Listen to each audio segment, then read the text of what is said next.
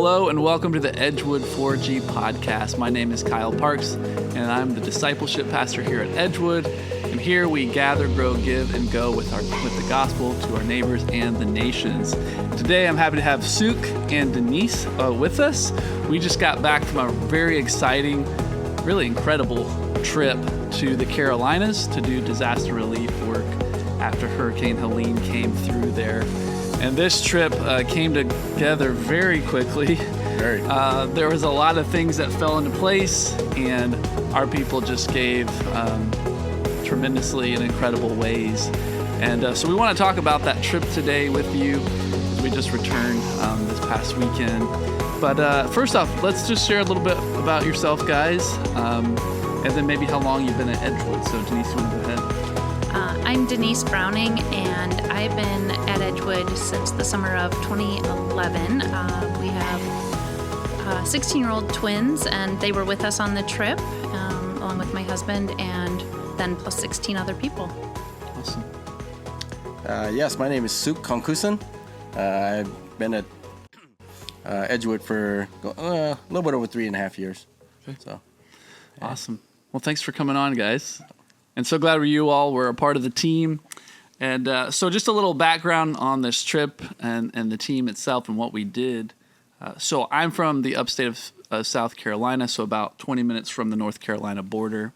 And so, when I heard everything that was happening down there, my newsfeed was just full of videos and pictures and things happening because I know people in that area. And so I was kind of getting a firsthand look at things because I have a lot of friends there and just seeing their posts and everything, just the devastation. I obviously was thinking about it a lot, praying about it, praying for friends and family members near there. And so, I obviously wanted to do something, but, I'm not sure, does everyone feel the same way, And so as I began talking to others, I just preached a message the week before we went, and we prayed for those who had been affected. And then, Denise, you jumped in and you asked about getting a meeting together with Daniel and I, and so we had that meeting that Monday, and we just got the ball rolling, got the deacons involved. Suk is one of the deacons, so we ended up having 3 deacons on the team, and then 20 of us total were able to go.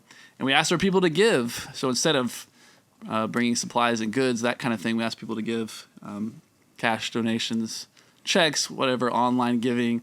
And at this time, I don't know, you even know this number, but we've had like almost $45,000 come in. And we didn't spend all of that on this trip. And so there's more opportunity for the future, whatever that looks like. So we're going to be praying about that. But we had the opportunity to go last week. And so we left last Monday and we drove 18 hours. I know you were kind of already halfway down there, but it was a much longer trip than it really needed to be. We kind of went the long way around, and since we couldn't go through the mountains of North Carolina.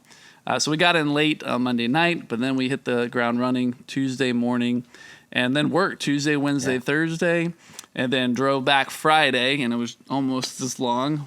I think some of us went a different route to try to save a little time, which I think some did. But we did all kinds of stuff. We cut trees, and we brought lots of chainsaws and tools. So we had mostly guys on this team, but we had a few ladies.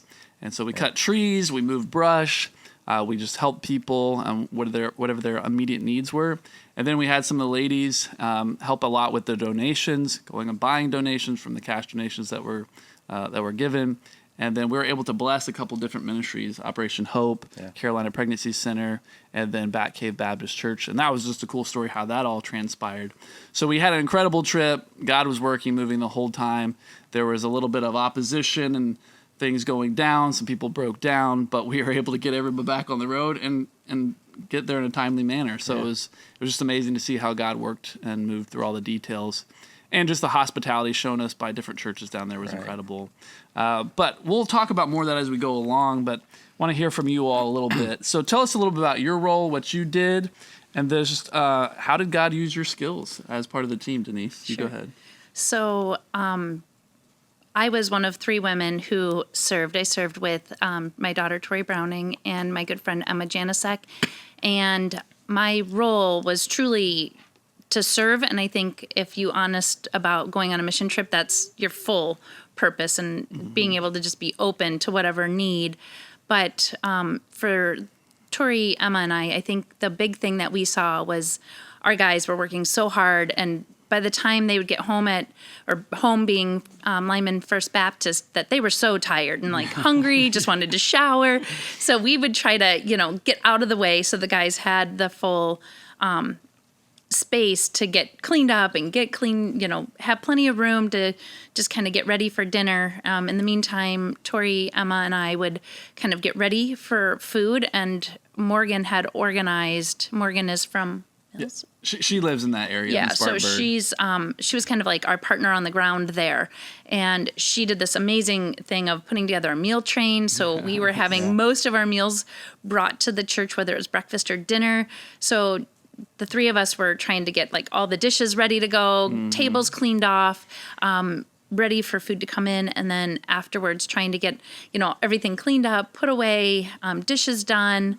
Then just trying to keep those things easy for the guys in the morning. We were packing coolers and water coolers so that the guys didn't have to worry about that while they're packing all the tools and getting organized for the day. So I just felt like my biggest role was just trying to serve the guys who were there. And then in addition to that, we had driven our truck down. And so I was able to drive with the two ladies, and then Kyle went with us.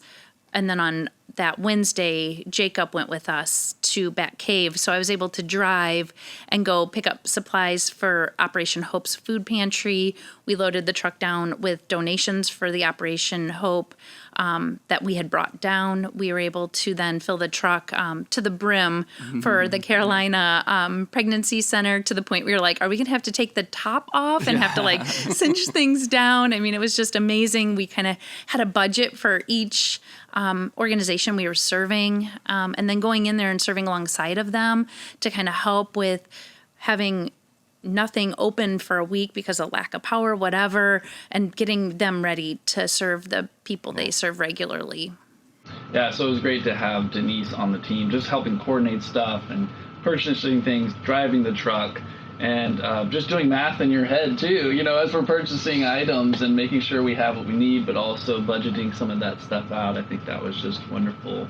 And then just the connection to get into Bat Cave. That was just a really cool thing that we hadn't had planned out, but there was a connection at the church we were staying at. A group had gone the day before, and they still needed a few items. And so we got to go there, and this was one of the hardest hit places, just up the river from Chimney Rock and Lake Lure. And they needed a lot of help still. And they're going to need help for probably years to come. And rebuilding. A lot of the residents there have left. Many of them had to be airlifted out because both ways in and out were cut off. We had the opportunity to serve there, and while we were there, Samaritan's Purse showed up in a chopper delivering stuff. So that was just a really cool experience.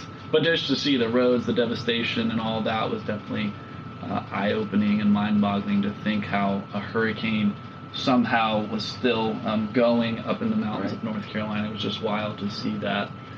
So the needs are great.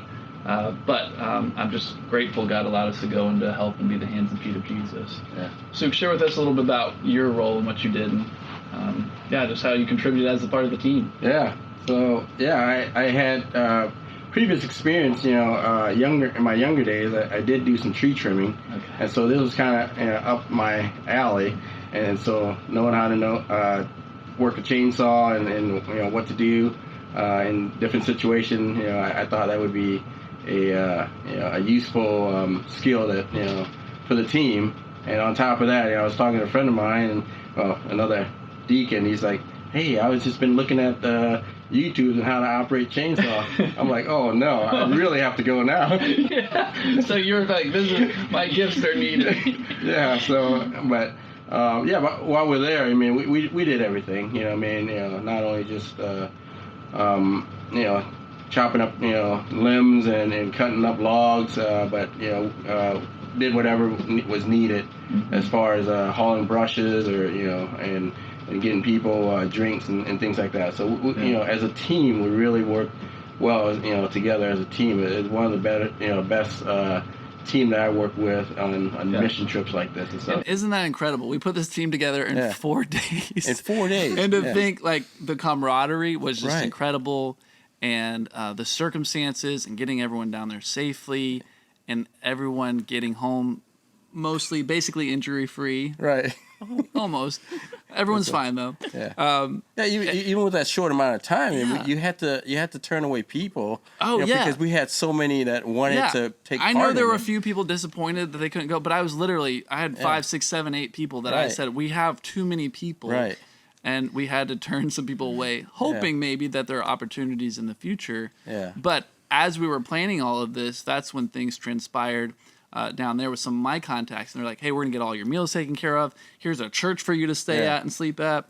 And they just showed us some of the most amazing hospitality I've ever experienced. We don't know these people at all, but they're our brothers and sisters in Christ. They had a whole building for us in their gymnasium with classrooms. They had blow-up air mattresses. They were bringing us towels. They wanted to do our laundry. Like they're like, what else can we do to help? We're like, it already feels like too much. But it was just amazing to see that and the connections there that even we made with them and how we were able to help some of the people that they knew. Yeah. So that was really cool to see. That was cool. So tell us a little bit about in Gilkey where you guys went to help Abel. We didn't go there, but this was a man's house that the pastor knew. Yeah. And tell us a little bit about that experience and just how bad it was there and what you guys were able to accomplish. Yeah, and so the pastor there, his name is another pastor with 2 first names, Bill Morris. Yeah, yeah. And so he had his property near Abel, but what he was trying to do is trying to build a relationship with the community there, and also and he saw that Abel was in need. I mean, when we showed up, Abel, you couldn't see Abel's house, from the road, and on top of that, I mean, you barely could see the road. You got power lines still laying on the roads. Even as we're driving in, you can see the flood line of going by and seeing that there's the mud that's still left on the tree, and so this is above our van. I mean, so it had to be at least 10, 12 feet high from the road and stuff, and so that was. And on top of that, you got there's trees that was just cut just to clear the road to begin with. That was so that was a challenge for the community there. But so Abel, this is his childhood home. This is the home that his dad had built, and he went off to the military and just recently retired from the military and came back, and because the home got a little bit got away from him and stuff and the family, and so he wanted to take possession and just live there, and so he finally during my short conversation with him, he was actually telling us that he finally talked his wife into moving into that house. Oh no! And so first of all, he was overwhelmed. Yeah. He didn't know how to direct direction of what he wanted, and so one of the gentlemen, Doug Moore, was just he just took control. He's a go-getter. He is. I don't know what ranks he got in the military, but he acted like the general. And so hopefully he's not impersonating an officer. He's a take charge kind of guy. He's phenomenal. I mean, he's assessed the situation, and what he said to Abel was that, hey, we just want to bless you. We don't want anything from you. Yep. We just want you to stay in the house, and we want to do everything for you. So just don't wait on us. We're gonna bless you, and so we just from there on we start clearing trees and brushes, and I think at first. Pastor Bill there, thought that, hey, how about we get a couple guys up there? But what he didn't expect was that we had almost a whole, team. We brought everybody. Besides, like 4 or 5 of you that went to Bat Cave. Yeah. So, and so that was just a true blessing, for Abel. And he was just, in tears of, us being there. Yeah. So.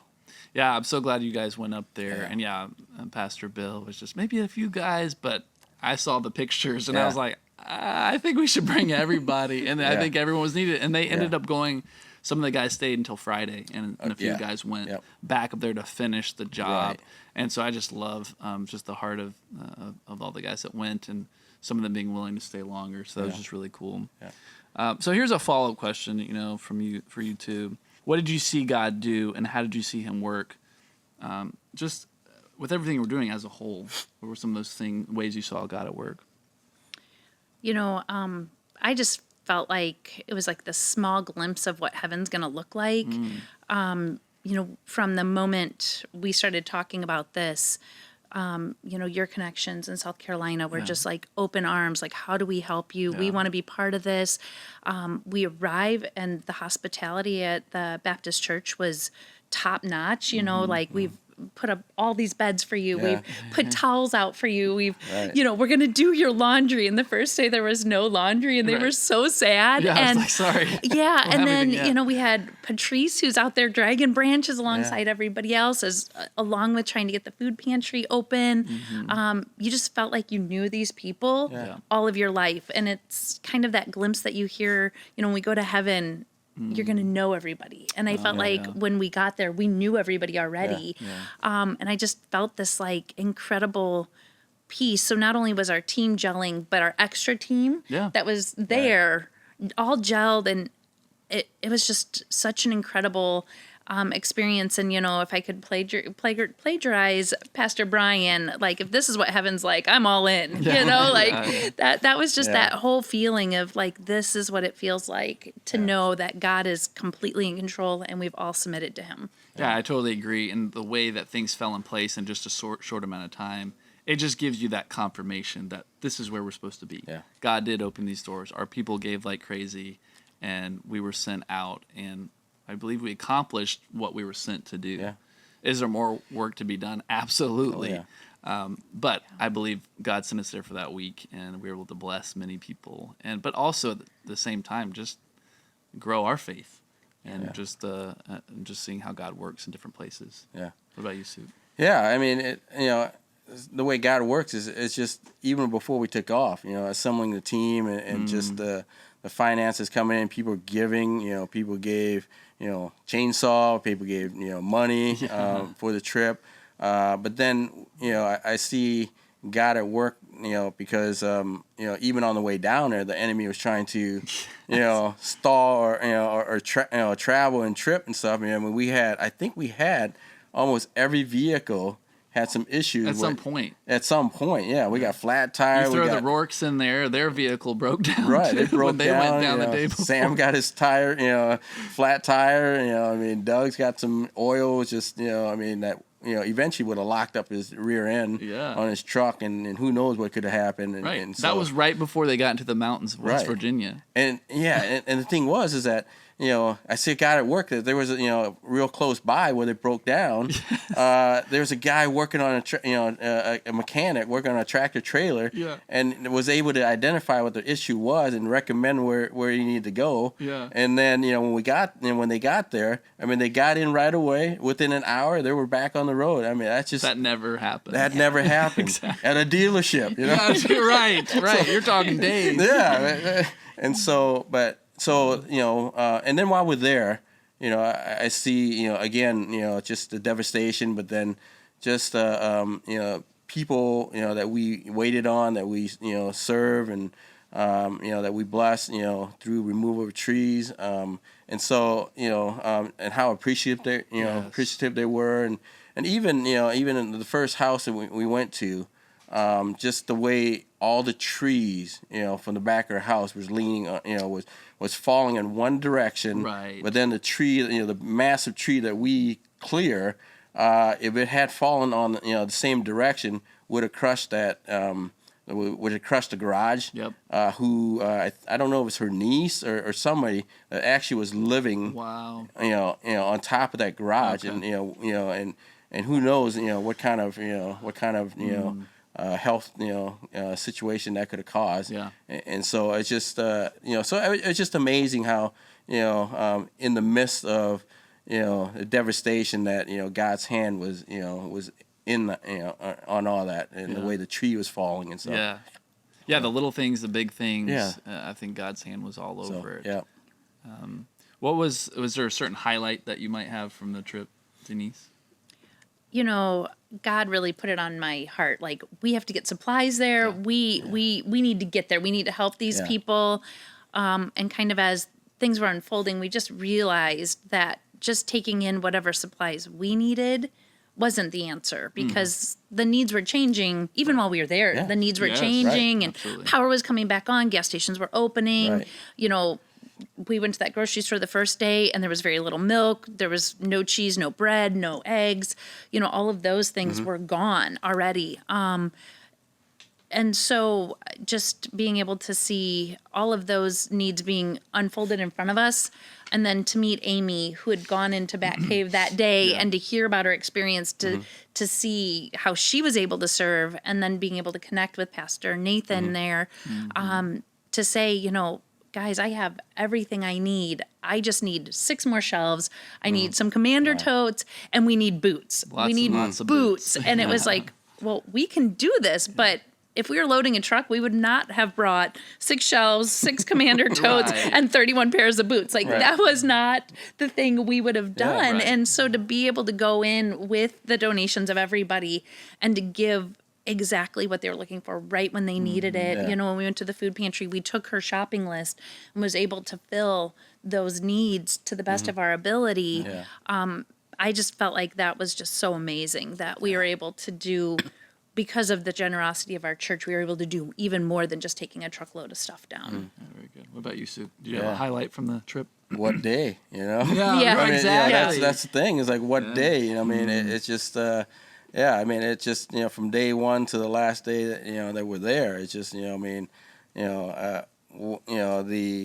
what was it saying that personnel over project, and so when. Right. Yeah. People over projects. People over project. Or before and- projects. before project, and I think some of those, just seeing, for instance, Doug talking to Abel and just trying to calm him down, was something. I mean, because at the end, you see how he was. He was Yep. all excited. Yep. Or Terry, taking the time, to talk to, and I forgot her name, the first lady that Jane. Jane. Jane Price. Yeah, Jane, and so just taking the time Yeah. to talk to her about what she does, and turns out she was oftentimes she takes a mission trip to Uganda, and so but just things like that, but and then for us too, that we did, even when we had projects that we were set up, but then down the street, there's a gentleman that just lost his job, and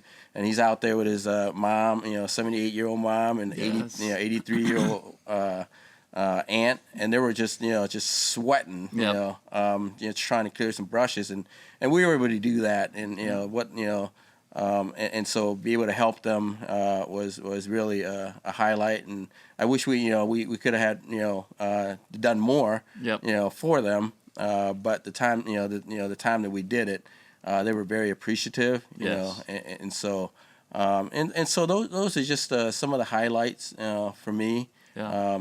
And so like I said, what day? But I so- agree. What day? I mean, there Yeah. was something remarkable every day. Yeah. We got to pray with people. We got to give out Oh, Anchor yeah. for the Soul. We Yeah. got to point people to Jesus, and people were just thrilled we were there. Yeah. It was just cool how God opened the door for us. Mm-hmm. I shared some of these numbers on Sunday, but we were able to help at 11 different homes in North and South Carolina. Some of those we did a full cleanup. Some of it was just partial because some of those trees are gigantic. Oh, we yeah. didn't have equipment Yeah. to be able to move some of those stumps. Right. But we got things started. We served with 3 different churches. We gave to each of them, donations to some. We were able to go to Bat Cave. And we had a group serve one day with Samaritan's Purse. So that was really neat. They went all way up to Weaverville, North Carolina, north of Asheville, and served at a house probably similar to Abel's, just multiple dozens of trees down, and had to work hard all day long there. We were able to serve a family moving furniture out. A family I know down there, the husband was killed during the hurricane with a tree falling over and killing him and a friend. And as devastating as that was, and as hard as that was, I'm glad God brought us them to them to encourage them and to move some furniture out and just bless them as well. Again, we served with Carolina Pregnancy Center, Operation Hope, and then we were able to give to First Baptist Landrum, give to Lyman First Baptist as well, and then to Bat Cave.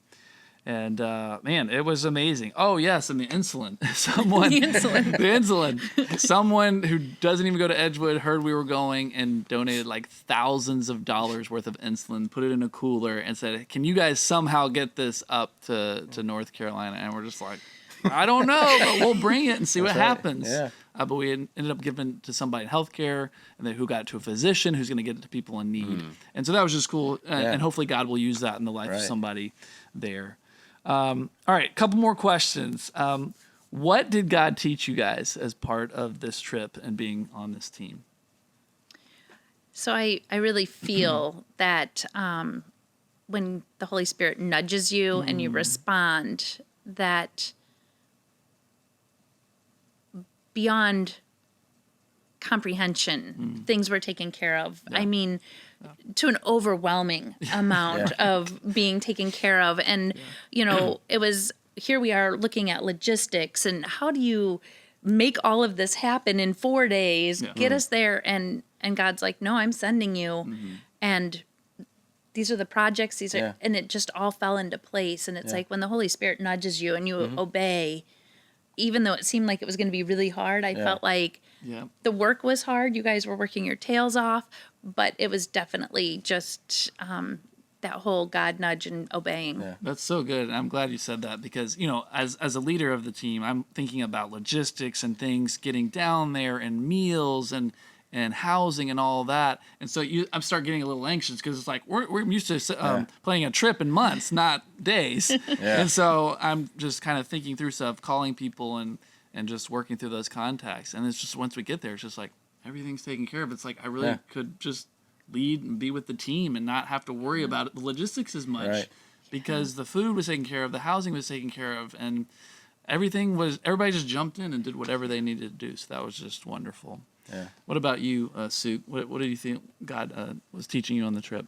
Yeah, you know, certainly flexibility. You know, that's that was a big one we started with. Flexibility. We definitely had to be flexible because we never knew what we might be doing the next day. Yeah, and that and that kind of goes in with we had a site that we were going to, and we did that. We're retired, but then we saw a need down the street, and we went and did that, and so we were flexible, and the guys jumped right into it and did it, and so another one was that we while we were working at Abel's house, and clearing all that stuff out, and a little bit later the tree company actually came, which already quoted him an obscene amount of money, to clear that. And by the time they got there, we had most of the stuff clear, and so like, whoa. And that's what they, that's pretty much what they did, but they said, hey, can you re-quote it? And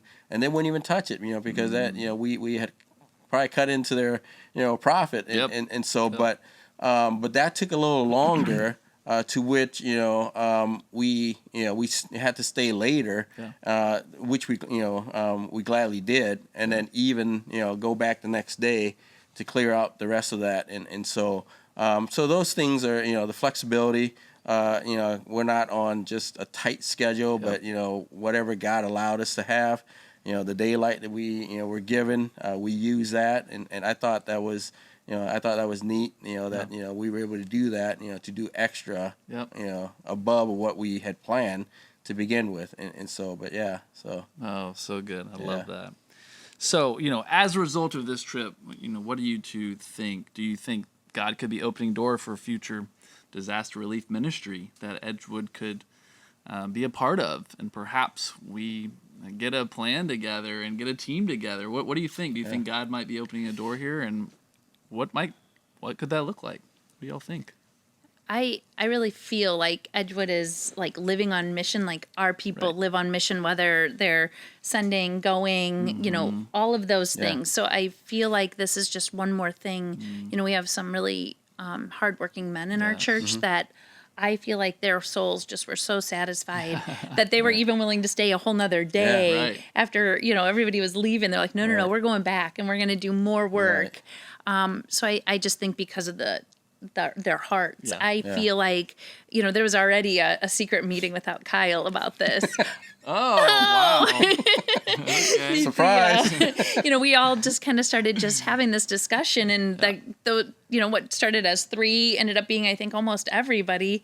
And just talking about what does this mean in the future? How do we do this well? How do we prepare for that 4-day sort of moment? Or some of the things we learned while we were there was some of the groups were going in and saying, you're not ready for us yet. Yeah. We're going to be back at stage 2 or stage 3 when our resources and our talents can come into play. And I think even understanding those things of what is the immediate need, what is the future need, and the future need for these projects, and how do we fit, to be able to have 20 of us just drop everything and go with a 4-day notice. Like that's incredible. And that's not something that can always happen.